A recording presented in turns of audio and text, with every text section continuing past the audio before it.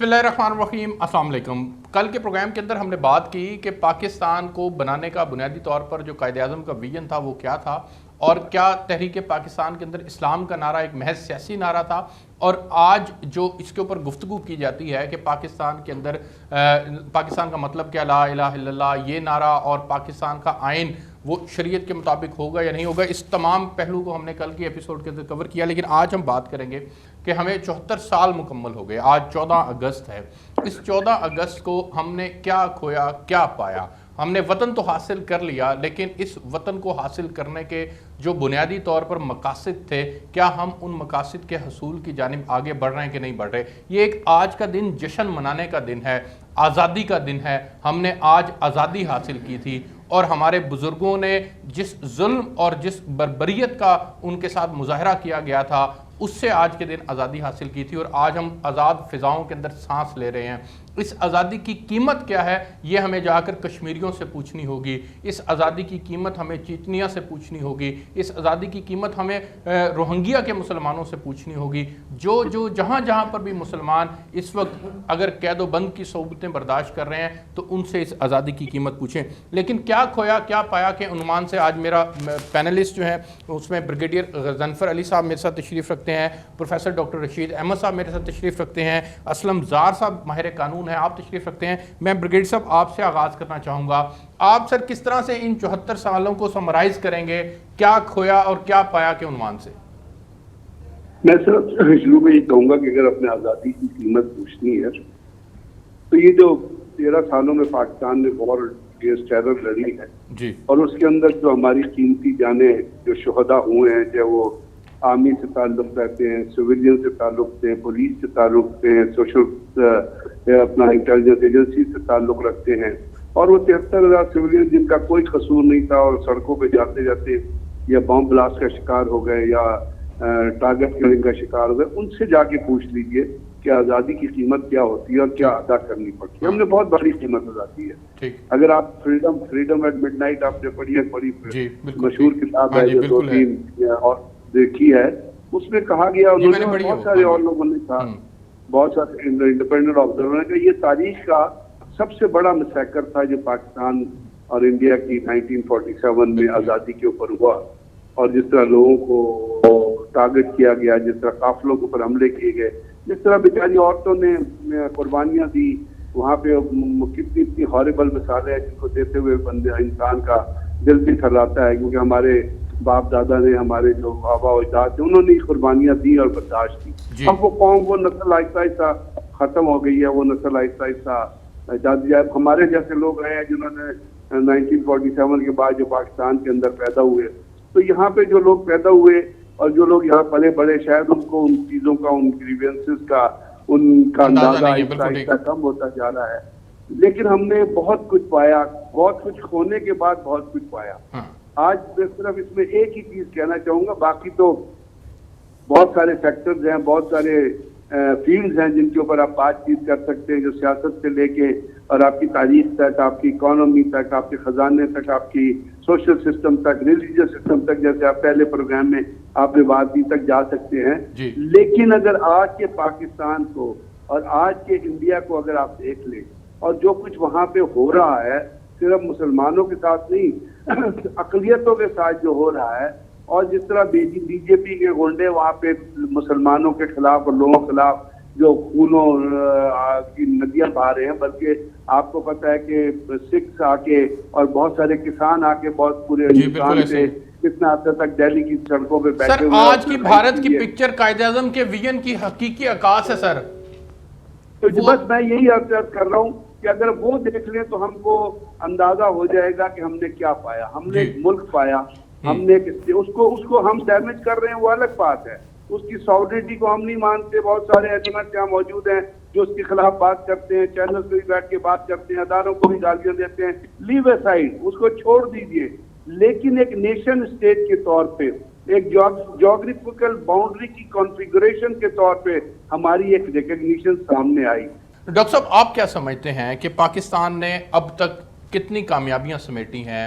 हम कौन कौन से गोल्स को अचीव कर पाए हैं, क्या हम तालीम के मैदान में बहुत अच्छे हो गए हैं, सेहत के मैदान के अंदर हमारी क्या कारकर्दगी है, हम अक़लियतों के हकूक़ की तहफ़्फ़ुज़ की बात करते हैं तो हम कहाँ खड़े हैं, हमने किन किन शोबों के अंदर काम किए करते हुए कामयाबियाँ समेटी हैं। पाकिस्तान में अमेरिका के जो पहले सफ़ीर थे उन्होंने अपना जो एक डिस्पैच भेजा वाशिंगटन में यहाँ आने के बाद, तो उन्होंने कहा कि मैं हैरान हूँ कि इस कौम की एक तरफ इंतहाई इस मुल्क की नए मुल्क की बेसरो सामानी है कि वसाइल नहीं हैं, हर चीज़ में खलफशार है, डिसरप्शन है, बहादुरों का मसला है, कश्मीर का ये वो, ऐसे लगता है कि ये मुल्क सर्वाइव करेगा भी ये नहीं करेगा।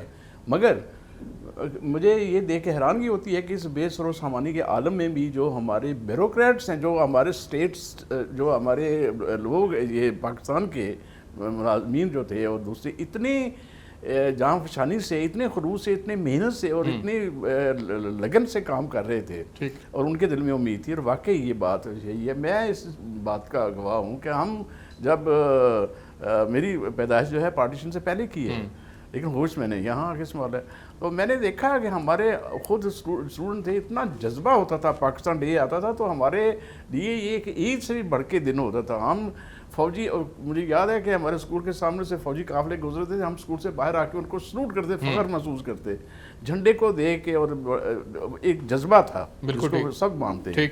आहिस्ता आहिस्ता वो ख़त्म हुआ और आज देख लें ये। लेकिन मुख्तसर बात मैं करूँगा कि मैं समझता हूँ कि स्टेट बिल्डिंग में हमने कामयाबी हासिल की है, ठीक है, नेशन बिल्डिंग में हमने कामयाबी हासिल नहीं कर सके, जो कि हमारी एक नाकामी है, मैं समझता हूँ। वो क्यों नहीं कर सके सर? वो उसकी वजह ये है कि हमने जो स्टेट का जो कॉन्सेप्ट है जी, उसको यानी नेशन बिल्डिंग से अलहदा रखा है। तो अगर स्टेट का जो गोल होता उसमें स्टेट बिल्डिंग का, तो उसमें हमने नेशन को भी हमने बिल्ड करना है, जो एक नैरेटिव देते हैं कि नेशन बिल्डिंग के लिए ये ज़रूरी है, जो ऑब्जेक्टिव कंडीशंस थी, फैक्ट्स थे, उनको रिकग्नाइज करते, तो मैं समझता हूँ कि हम नेशन बिल्डिंग में भी कामयाब हो सकते थे। इसका वन लाइनर ये बताइए, जिम्मेदार कौन रहा?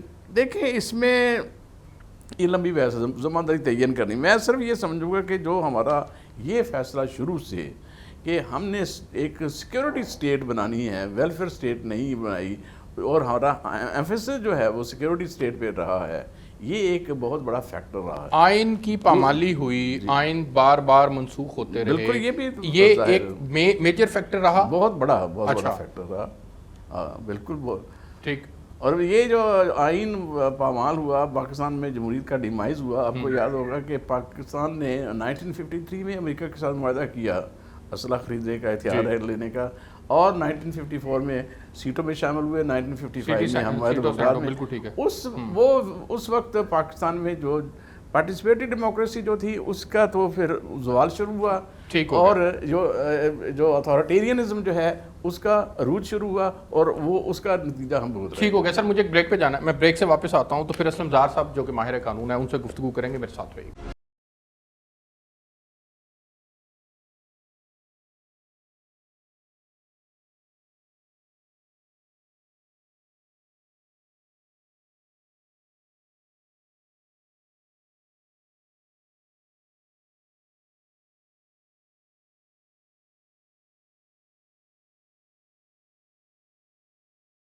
जी वेलकम बैक नाज़रीन। असलम ज़ार साहब, सर रियासती अदारे आइन के मुहाफिज हैं, सियासतदान आइन के मुहाफिज हैं, इस मुल्क के अंदर जमहूरियत उस तरह से पनप नहीं सकी। 74 साल की कहानी को अगर उठा कर देखें तो आइन की पामाली की वजह से हमें कितना नुकसान हुआ सर?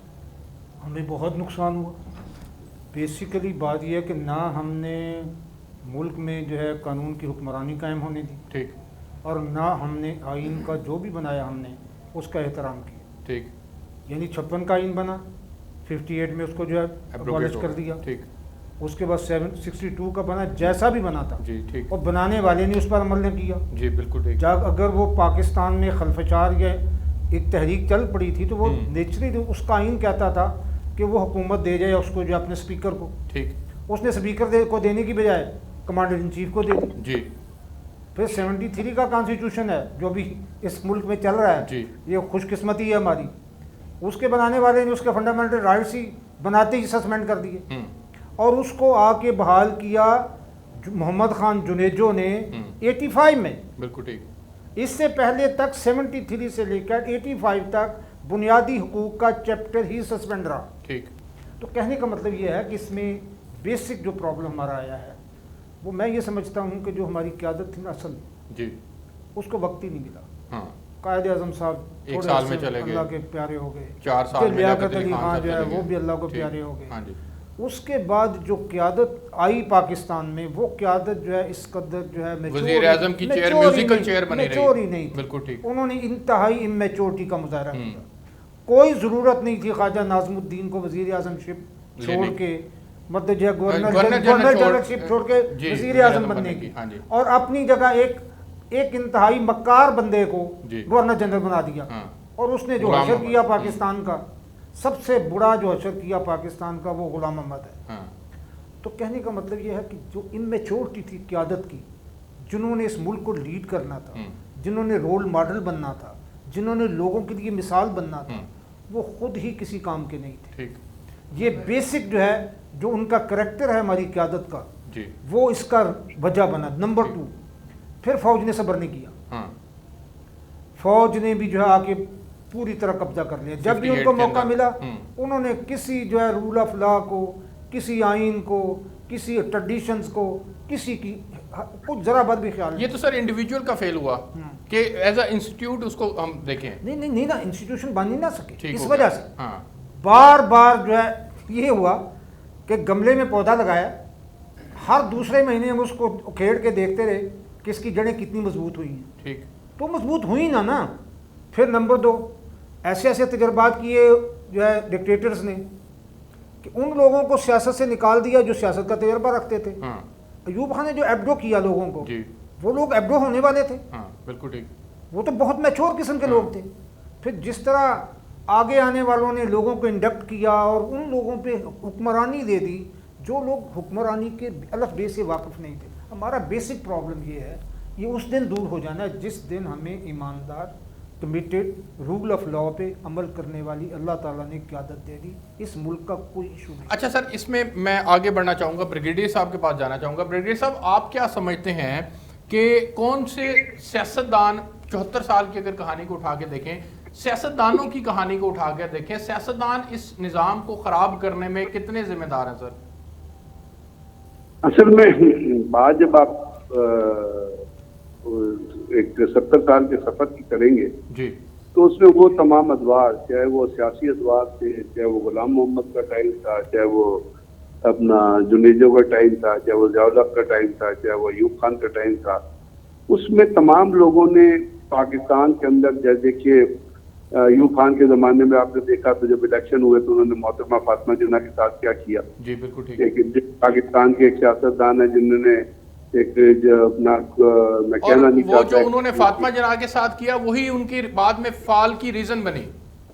जा तो वो अपना इसमें एक चीज को मेरे अलग करके तो देखना बड़ा मुश्किल है, क्योंकि हर दौर में जैसे आपने अभी बात कर रहे थे कि कॉन्स्टिट्यूशन की अगर एब्रोगेशन होती है जी, और पॉलिटिकल कंटिन्यूटी नहीं रहती है और उसके अंदर डिक्टेटरशिप या आर्मी टेरर, वो भी गलत है। वो क्यों हो? जब आप एक जमहूरियत, जब आप एक डेमोक्रेसी, आप एक सिस्टम के ऊपर चले हैं तो गलतियां होती रहेंगी, उसी सिस्टम पे चलते रहना चाहिए। पीपल पार्टी का दौर देखेंगे, उन्होंने कंसेप्चुअली, उन्होंने अपना प्रैक्टिकली बड़े बड़े गलत फैसले किए। हालांकि एक नई अपना अयूब खान के बाद जुल्फ़िकार अली भुट्टो ने एक नई राह मुतय्यन की थी पाकिस्तान के लिए, लेकिन जो उन्होंने नेशनलाइजेशन का जो इशू कर दिया, तमाम से तमाम आपके अदारे तबाह हो गए, लोग पाकिस्तान से बाहर चले गए। पाकिस्तान से बाहर जाके वो जो पाकिस्तान में उस वक्त कार बनाने वाले थे पीको, वो जाके पाकिस्तान के बाहर फौत हो गए उनको। और इसके बाद बहुत सारी आपकी इंडस्ट्री बांग्लादेश चली गई, और इसके बाद फिर आपने जो अदवार आए उसमें जिस तरह आप चीजें सामने आ रही हैं, या पाकिस्तान के अंदर जो कर्जे का बोझ मुख्तलिफ अदवार में हुआ ना, एक दौर में तो नहीं हुआ, उसमें फौजी दौर भी था। जहां आज आप खड़े हुए हैं, जहां आपकी इकोनॉमी खड़ी हुई है, तो वो एक क्यूमुलेटिव फेलियर है। लेकिन सर, क्या आप इस बात को भी तस्लीम करते हैं कि जब जब जमहूरियत को पटरी से उतारा गया, आइन को पामाल किया गया, ये एक ज्यादा बड़ी रीजन है इस मुल्क की अगर नाकामियां हम गिनना शुरू करें तो?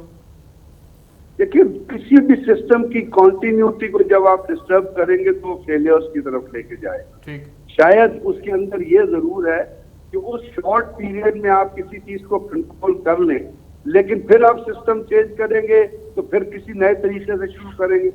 जैसे अयूब खान साहब लेके जा रहे थे, अब उन्होंने एक और सिस्टम ले आए थे लोकल बॉडी, वो बेसिक गवर्नेंस का, जिसमें किसी मतलब है बहुत सारे ऐसे लोग आ गए जिनको सियासत की समझ ही नहीं थी, सियासत में पढ़े लिखे नहीं थे। फिर गुलाम मोहम्मद ने जो कुछ किया आपको आपके सामने है, सिकंदर मिर्जा ने जिस तरह एक्सटेंशन दी अयूब खान को वो भी आपके सामने है, सिकंदर मिर्जा के दौर में जो हुआ वो भी आपके सामने है, उसके बाद फिर कहिया खान के दौर में हुआ वो भी आपके सामने है। पाकिस्तान 2 लाख हुआ, उसमें सिर्फ फौजी जिम्मेदार तो नहीं थे, उसमें मतलब आपके सियासतदान भी equally in part and parcel थे, सियासी क़यादत भी उसमें जिम्मेदार थी। बिल्कुल ठीक है।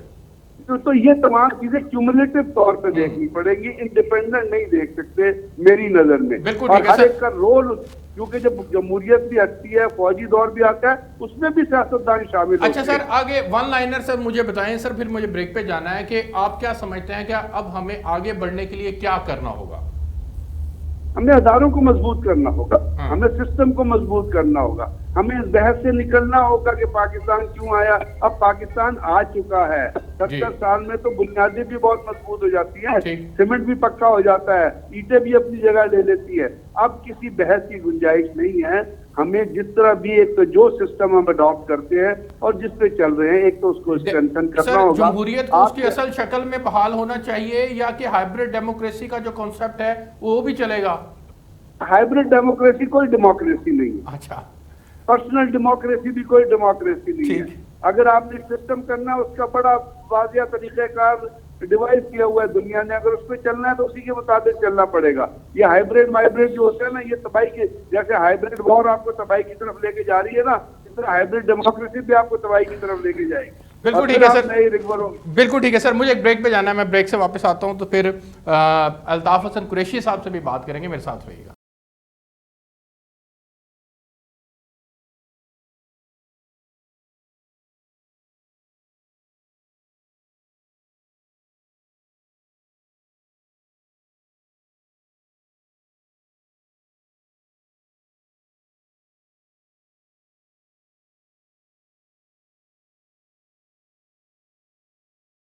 जी वेलकम बैक नाजरीन। मेरे साथ इस वक्त मौजूद हैं सीनियर सहाफ़ी हैं, तज़कियाकार हैं, हमारे बुज़ुर्ग हैं, हम बचपन से उर्दू डाइजेस्ट को जानते होंगे। आज हमारे साथ उर्दू डाइजेस्ट के बानी जनाब अल्ताफ़ हसन कुरैशी साहब मौजूद हैं। सर बहुत शुक्रिया प्रोग्राम के अंदर वक्त देने के लिए, हम आपकी सेहत के लिए दुआगो हैं सर।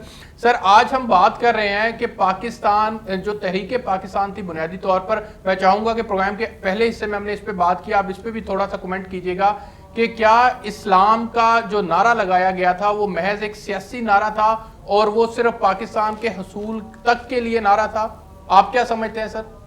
मेरा ख्याल है कि वो जो इस्लाम के बारे में बातें की गई थी पाकिस्तान बनने से पहले, वो बहुत हकीकत पर मबनी थी और गहरे शऊर के साथ वो जज्बा उभरा था।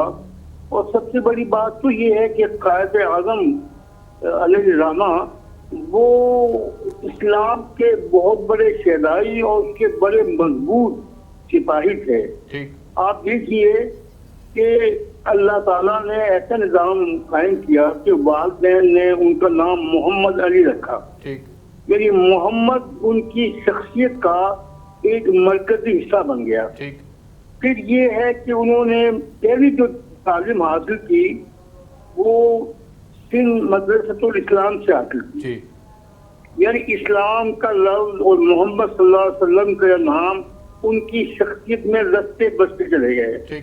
फिर आप देखिए जब इंग्लिस्तान गए तो इन्होंने उस इदारे से कानून की तालीम हासिल की, जिस इदारे के सदर दरवाजे पर ये कतबा लिखा हुआ था कि दुनिया के बेहतरीन कानूनदान और कानून साज मोहम्मद सल्लल्लाहु अलैहि वसल्लम है। बिल्कुल ठीक। यानी इस अकीदत के साथ इस वजह से वो उस इदारे में गए कि इस इदारे इस तरीके से कायदे आज़म की शख्सियत के अंदर ये इस्लाम रसूल करीम सल्लल्लाहु अलैहि वसल्लम की मोहब्बत जो है वो ऐसी रच बस गई थी कि वो सारा काम जो कर रहे थे, वो मस्जिद जो उनसे काम ले रही थी, वो इस्लाम की निशत सानिया के लिए ले रही थी। ठीक। यही वजह है कि जब पाकिस्तान बना और वो कायदे आजम पहली बार लाहौर आए, तो उन्होंने लाहौर से, अहले लाहौर से रेडियो पर खिताब किया जी। और उसमें फरमाया, और चीजों के अलावा उन्होंने फरमाया कि पाकिस्तान की जदीद तरीन लेबॉर्ट्री तजर्बेगाह अब कायम हो गई है, और अब हम इस्लाम के जो नजरियात, इस्लाम का जो कानून है, जो आज भी उसी तरह से काबिल इतलाक हैं जो जिसपे आज से 150 साल पहले थे, हम उनकी इशाअत का और जो है तमाम करें। मतलब पूरी जिंदगी का एक, इसमें कोई ढोल की कोई लेकिन सर अल्ताफ हसन कुरैशी साहब, सर जो आज बात की जाती है कि इस्लाम का नारा एक सियासी नारा था, मुस्लिम लीग ने कभी भी कोई करारदाद ऐसी पेश नहीं की जिसमें इस्लाम को लफ्ज इस्लाम जो है वो इस्तेमाल किया गया हो, पाकिस्तान का आइन इस्लाम के मुताबिक होगा, ऐसी कोई बात कभी नहीं की गई। आप इस पर क्या मौक़िफ़ रखते हैं सर? जी नहीं, वो देखिए ना, वो तो जो करारदाद लाहौर मंजूर हुई सन 1940 में जी, उसमें कायदे आज़म ने जो खुतबा दिया, उसमें सारे खुतबे में तो ये सब बातें मौजूद हैं, और उसमें उन्होंने फरमाया कि हिंदू और मुसलमान जो अलग तहजीबें हैं, दो अलग मजहब हैं, दो अलग दीन हैं। नहीं सर, यहाँ तक तो ठीक है कि हिंदू और मुसलमान। फिर उन्होंने ये फरमाया, लेकिन उन्होंने तो ये फरमाया कि हमने आगे चलकर उनकी सारी जिद्दोजहद है, उसमें कहा कि सारा काम हम जो है वो इस्लाम की निशत सानिया के लिए काम सारा कर रहे हैं। ठीक हो गया। और यही वजह है कि उन्हें पहला जब जो ही मौका मिला और जो उन्होंने वहाँ पहले अमेरिका से जो खिताब किया, उसमें भी यही बात की कि हम कोई यहाँ मुल्लाइज्म तो नहीं लाएंगे, लेकिन जो इस्लाम के आफाकी असूल हैं, जो उनकी लाफानी तालीमात है, उनके ऊपर अपना आइन भी बनाएंगे और अपने माशरे की तामील भी करेंगे। अच्छा सर, फिर अब पाकिस्तान बन जाता है सर, पाकिस्तान बनने के बाद जब हम ये बात करते हैं कि इस मुल्क का आइन शरीयत के मुताबिक होगा, क्या ऐसी कभी कोई बात कायदे आज़म की जानिब से कही गई थी या नहीं? कायदे आज़म तो कह रहे थे कि हमने इस्लाम के लिए काम करना है। जब सन 40 में उन्होंने करारदाद मंजूर की, उसमें तस्दीक करते हुए कहा कि इस्लाम के सिपाहियों उठ खड़ो हो, उठ जाओ, उठ खड़े हो और ये पैगाम हर जगह पहुंचाओ। इस्लाम का जिक्र तो वो बार बार कर रहे हैं कि हम उनकी उठो, इस्लाम के सिपाहियों उठो, नौजवानों उठो और इस पैगाम को पूरे इलाके में फैला दो। और इससे वो क्या, वो मतलब जो बात कहना चाहते थे वो कहते थे। ठीक। अल्ताफ हसन कुरैशी साहब, सर अगर हम 74 साल की कहानी की बात करें, इन 74 सालों के अंदर सर पाकिस्तान की कामयाबियां और पाकिस्तान की नाकामियां, अगर सर आप इनको कैलकुलेट करें तो किस तरह से कैलकुलेट करेंगे, और हकीकत में कामयाबियों का जिम्मेदार किसको ठहराएंगे और नाकामियों का जिम्मेदार किसको ठहराएंगे? सबसे बड़ी बात ये कि आपको आजादी मिली है। ठीक। आजादी इतनी बड़ी नेमत है जिसका आप शुक्र करना ही नहीं कर सकते। अल्लाह के शाह के 74 साल से हम एक आजाद रियासत के तौर पर तमाम गलतियों के बावजूद कायम है। हिंदुस्तान देखिए, वहाँ की जो कांग्रेस की क़यादत थी और पंडित जवाहरलाल नेहरू जो वज़ीर आज़म बने भारत के, उसने कहा कि पाकिस्तान 6 महीने से ज्यादा जिंदा नहीं रह सकता। बिल्कुल ठीक। यानी और फिर उन्होंने पूरी कोशिश की कि ये जो नया पौधा कायम हुआ है इसको हम बिल्कुल मसल के रख दें। लेकिन अल्लाह की कुदरत देखिए, अल्लाह ही ने ये पाकिस्तान, वाकई मैं समझता हूँ ये आपको बात अजीब लगेगी, लेकिन असल बात यह है कि ये सारा मौजूदा जो है अल्लाह ताला का है। जब पाकिस्तान बना था तो ये पाकिस्तान जो जिस इलाके में पाकिस्तान है, इसमें सिर्फ एक यूनिवर्सिटी थी, पंजाब यूनिवर्सिटी। अब 175 यूनिवर्सिटियां हैं जी। तो ये कोई मामूली, पहले यहाँ दुनिया की बेहतरीन फौज हमारे पास है, हम न्यूक्लियर पावर में शामिल होते हैं सर। यदि न्यूक्लियर पावर बना, हमारी जो है दुनिया की बेहतरीन जो अफवाज में थे, हमारी पाकिस्तान की फौज इस्तेमाल होती है। ठीक। हमारी आबादी 6 बड़ा मुल्क है आबादी के लिहाज से, जहानत के लिहाज से जो बड़े ये सर्वे हुए हैं जी। यूरोप में मुख्तलिफ इदारों ने किए हैं, कहते जहानत के एतबार से पाकिस्तान की जो कौम है ये 125 मुल्कों में चौथे नंबर पर आई है। बिल्कुल ठीक है यानी हाँ, इतनी जहानत है सर। इतनी मैन पावर है, इतने आपको, और देखिए सबसे बेहतरीन गहरी बंदरगाह पाकिस्तान में है, सबसे ऊंची सड़क कराकरम पाकिस्तान में है। बेशुमार अल्लाह ने इसको पाकिस्तान को सर नेमतों से नवाजा, इसमें कोई दो राय नहीं है। मैं असलम जार साहब के पास 1 मिनट के लिए जाना चाहूंगा और उनसे जानना चाहूंगा सर आगे बढ़ने के लिए क्या करना होगा, कौन सी ऐसी हम में कमी रह गई जिसको अब हमें उस कमी को दूर भी करना है और अपनी गलती को दोबारा दोहराना भी नहीं है। नंबर 1 हमें अपना माइंडसेट बदलना होगा, ठीक, एक ऊपर से लेके नीचे तक। ठीक, नंबर 2 हमें रूल ऑफ लॉ पे अमल करना होगा। बिल्कुल ठीक है, अगर रूल ऑफ लॉ पे अमल नहीं करते तो फिर जो है हमें बड़ी मुश्किलात रहेंगी। ठीक। तीसरा हमें इंसाफ देना होगा आम हाँ। आदमी। आम आदमी को इंसाफ देना होगा। डॉक्टर साहब आप प्लीज। देखें जी, मैं समझता हूँ कि बुनियादी बात है वो है आइन की हुक्मरानी। ठीक, क्योंकि आइन एक फ्रेमवर्क होता है जिसमें एक कौम ने अपने आप को ज़िंदा रखना है। ठीक, अगर आप उसी पे अमल नहीं करेंगे तो वो कौम जो है वो कैसे आइन की हुक्मरानी, बिल्कुल ठीक है। अल्ताफ हसन कुरैशी साहब, सर आप भी मुख्तसरन बता दीजिए कि हमें अब आइंदा क्या करना होगा। आइंदा वही करना होगा कि कायद आज़म जिस मिशन पर हमें छोड़ गए थे ठीक। कि इस मुल्क को हमें इस्लाम की जो आफाकी तालीमात हैं उस पर डालना है और निशात आने का काम करना है और आवाम को ज्यादा से ज्यादा एम्पावर करना है। तो बिल्कुल। वही काम है, हमें वो करना चाहिए। और हमें वो जो बात वो कहती थी कायद आज़म तो बार बार अपने तकारीब में सुनाते थे कि भी हम यहाँ इंसाफ का निज़ाम कायम करेंगे, सोशल जस्टिस देंगे, अवाम को एम्पावर करेंगे, आज़ादी होगी, बिल्कुल ठीक। यहाँ जमहूरियत होगी, यहाँ एक दूसरे के साथ मुशावरत से चलेंगे। बस यही बातें करने की हैं, वो हमें बिल्कुल करनी ठीक है, चाहिए। बिल्कुल ठीक है सर, आपका बहुत शुक्रिया, आप दोनों मेहमानों का बहुत शुक्रिया। नाज़रीन, आपने प्रोग्राम देखा। ये कानून की बालादस्ती, आइन की हुक्मरानी, ये सबसे बड़ा और बुनियादी नुक्ता है। और जिस तरह से अल्ताफ हसन कुरैशी साहब ने भी कहा कि कायदे-ए-आज़म के विजन के मुताबिक ही आज भी हमें अमल करना होगा तो ये मुल्क तरक्की करेगा और आगे बढ़ेगा। मुझे इजाज़त दीजिए, आपको एक बार फिर जश्न आज़ादी बहुत बहुत मुबारक हो। सच टीवी की स्क्रीन से मैं आपसे इजाज़त चाहूँगा। अल्लाह हाफिज़।